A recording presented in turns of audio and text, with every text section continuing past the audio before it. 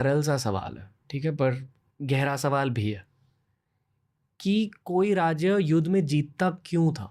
Military power या diplomacy. दोनों को ब्रेक डाउन कीजिए राजपूत लेंस से।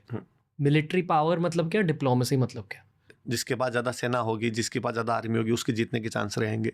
या सेना भले ही थोड़ी कम है लेकिन बहुत बहादुर है लड़ने वाले लोग, हाँ। इसलिए भी आप जीतेंगे, है ना। बहुत ऐसे युद्धों के एग्जाम्पल मिल जाएंगे कि वो लोग कम थे, उसके बावजूद उन्होंने सामने वाले को हरा दिया था।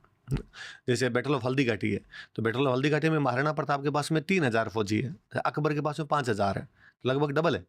उसके बावजूद महाराणा प्रताप उस युद्ध को जीत जाते हैं। तो ये वो साफ साफ दिखता है कि डिप्लोमेसी मतलब जैसे ये मेवाड़ वालों ने और आपके मराठों ने भी बाद में उसको बहुत अपनाया कि ज्योग्राफी का फायदा उठाया उन्होंने। उनकी ज्योग्राफी में पहाड़ है, माउंटेन्स है, इसलिए दुश्मन को अंदर खींच के लाओ, पहाड़ों की तरफ लाओ। और जब वो पहाड़ों में आएगा तब बड़े रास्ते नहीं है, चौड़े रास्ते नहीं है, बहुत नैरो रास्ते हैं, तब जैसे अंदर घुसेंगे तब मारेंगे। तो डिप्लोमेसी है ना, कि उनको अंदर लाया जाए, पूरा जितना खींच सकते हैं उतना अंदर खींचा जाए। अच्छा, अंदर खींचा जाए और खींचने के बाद जैसे ही वो अंदर आ जाए उसकी पीछे से सप्लाई बंद की जाए।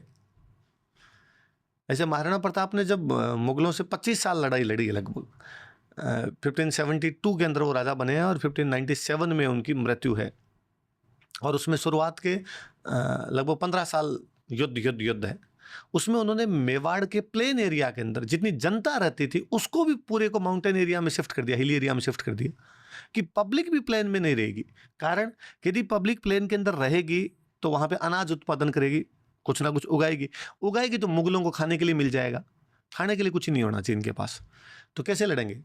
तो इसका मतलब सप्लाई कहीं दूसरी जगह से मंगवानी पड़ेगी। तो फिर मुगल अजमेर से अपनी सप्लाई मंगवाते, अजमेर सप्लाई आएगी तो बीच में लूटेंगे।